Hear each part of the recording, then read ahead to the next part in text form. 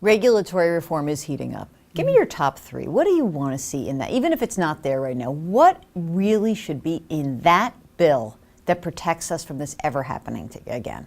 Well, despite the fact that I've got problems with the bill, there's one thing I'm happy that appears to be moving forward, which is much better consumer protection. That's just been dropped.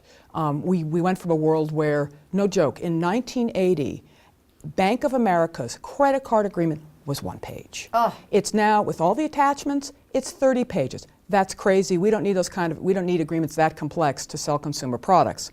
Second is I'd like much tougher restrictions on credit default swaps. I mean, frankly, I'd like them to be banned, but there are reasons that it would be too disruptive to ban them. But it's a product that has very little real economic value, and even the things that it theoretically is helpful for actually come at really high cost. I mean, for example, with credit default swaps, it means you've got no incentive to have the original lender do due diligence on his customer. Why should he bother? He can just originate the product, lay off the risk of the credit default swap, and pass the problem on to someone else. The so-called moral hazard. Exactly. The third issue is much tougher limits on leverage. And again, conceptually that's in the bill, but without a whole bunch of other pieces along with it, particularly a rollback on a lot of the accounting issues. I mean, there's just too much fuzziness permitted in accounting. If you put on leverage limits, but you still have goofy accounting, you haven't fully solved the problem. So we need much more capital in all these firms.